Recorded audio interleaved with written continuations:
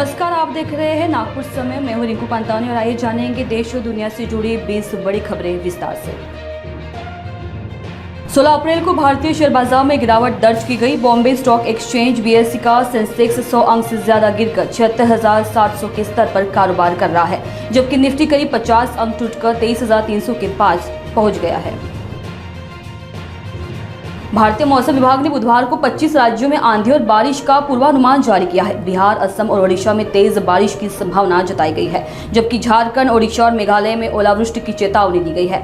इस बीच जम्मू कश्मीर की ग्रीष्मकालीन राजधानी श्रीनगर में 15 अप्रैल की बीते 80 वर्षों का सबसे गर्म दिन दर्ज किया गया। 76वें राजस्थान पुलिस स्थापना दिवस समारोह के मौके पर मुख्यमंत्री भजनलाल शर्मा मुख्य अतिथि के रूप में पहुंचे।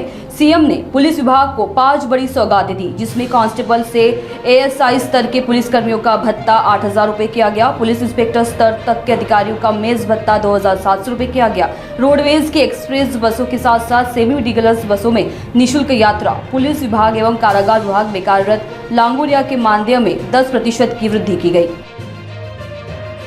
गुरुग्राम भूमि मामले में ईडी की पूछताछ पर कारोबारी रॉबर्ट वाड्रा ने कहा, हम किसी से डरते नहीं हैं, हम लोगों के लिए लड़ते रहेंगे। चाहे राहुल गांधी को संसद में रोका जाए या मुझे बाहर रोका जाए, हम सच्चाई के लिए लड़ते रहेंगे। बिहार के मुजफ्फरपुर जिले के रामपुरमनी गांव में आग लगने से बड़ा हादसा हुआ। इस घटना में 4 बच्चों की जलकर मौत हो गई है। 6 घर पूरी तरह से जलकर राख हो गए हैं। दमकल की गाड़ियां आग बुझाने में जुटी है। आशंका है कि कुछ और लोग भी अंदर फंसे हो सकते हैं।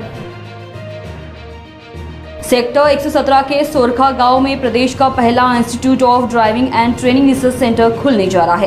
केंद्र सरकार ने परिवहन विभाग को 17 करोड़ रुपए दिए हैं। यहां ड्राइविंग टेस्ट और ट्रेनिंग दी जाएगी। सरकार से मान्यता प्राप्त सर्टिफिकेट भी मिलेगा। यह सेंटर ट्रैफिक मैनेजमेंट से जुड़ी रिसर्च भी करेगा। क्रिकेटर ज़ई खान और उनकी पत्नी अभिनेत्री सागरिका घाटगे ने परिवार में बेटे का स्वागत किया है। क्रिकेट बॉलीवुड पावर कपल ने सोशल मीडिया पर एक तस्वीरें शेयर करते हुए अपने चाहने वालों को यह खुशखबरी दी। क्रिकेटर ज़ई खान और सागरिका घाटगे ने बेटे का नाम फतेह सिंह खान रखा है।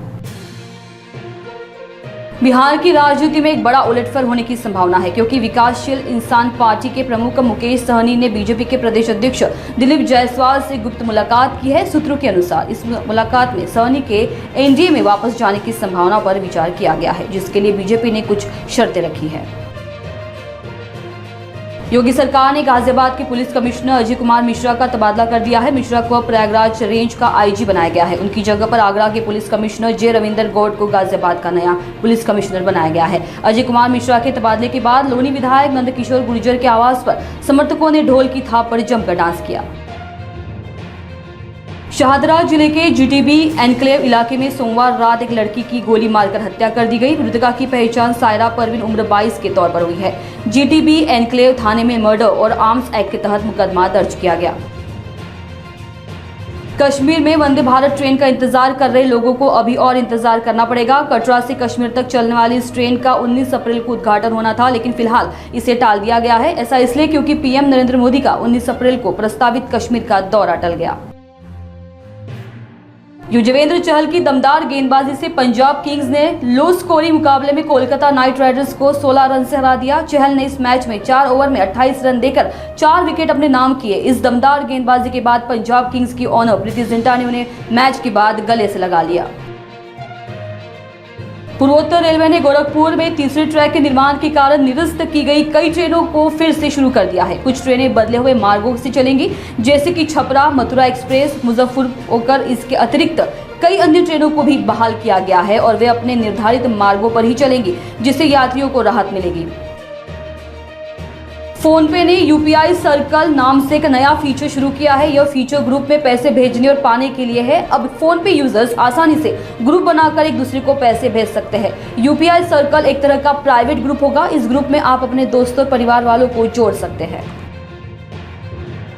कर्नाटक के मुख्यमंत्री सिद्धारमैया की मुसीबतें बढ़ सकती है। बेंगलुरु की एक स्पेशल कोर्ट ने लोकायुक्त पुलिस को मुड़ा स्कैम केस में जांच जारी रखने का आदेश दिया है। कोर्ट ने कहा है कि पुलिस फाइनल रिपोर्ट जमा करे। जज ने यह भी कहा कि प्रवर्तन निदेशालय आपत्ति याचिका दायर कर सकता है। इस मामले की अगली सुनवाई 7 मई को होगी। लोकायुक्त की फाइनल रिपोर्ट आने के बाद कोर्ट भी रिपोर्ट पर फैसला करेगा। अब फिर से मौसम ने करवट बदल ली है और हाल ही में आईएमडी ने चेतावनी जारी की थी और गुजरात, पंजाब, हरियाणा, उत्तर प्रदेश, राजस्थान, हिमाचल प्रदेश और उत्तराखंड में हीटवेव की संभावना जताई है। इससे तापमान 3 से 5 डिग्री बढ़ सकता है। वहीं कुछ राज्यों में बारिश और ओले गिरने की भी संभावना जताई गई है। बहुजन समाज पार्टी के राष्ट्रीय अध्यक्ष मायावती ने बुधवार को लखनऊ में उत्तर प्रदेश और उत्तराखंड के वरिष्ठ पदाधिकारियों और जिला अध्यक्षों की अहम बैठक बुलाई। लेकिन इस बड़ी बैठक में जिस बात ने सबसे ज्यादा चर्चा बटोरी वह यह रही कि पार्टी के पूर्व महासचिव और मायावती के भतीजे आकाश आनंद बैठक में मौजूद नहीं थे। सलमान खान की सिकंदर भी दर्शकों का दिल नहीं जीत पाई। वहीं स्काई फोर्स के बाद अब केसरी 2 से सिनेमाघरों में दस्तक देने जा रहे बॉलीवुड के खिलाड़ी कुमार यानी अक्षय कुमार ने सलमान खान की सिकंदर के फ्लॉप होने पर रिएक्शन दिया है। अक्षय ने कहा, टाइगर जिंदा है और हमेशा जिंदा रहेगा। सलमान एक ऐसी नस्ल का टाइगर है जो कभी मर नहीं सकता।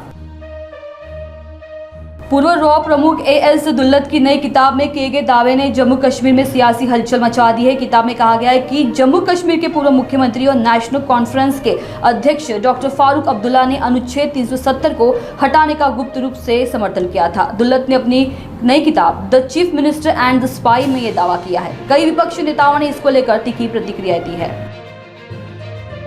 समाजवादी पार्टी के नेता अखिलेश यादव ने केंद्र और उत्तर प्रदेश सरकार पर गंभीर आरोप लगाया है। उन्होंने ईडी को खत्म करने की मांग की और कहा कि इस एजेंसी पर भरोसा नहीं किया जा सकता। साथ ही अखिलेश यादव ने उत्तर प्रदेश के कन्नौज में एक घटना का भी जिक्र किया।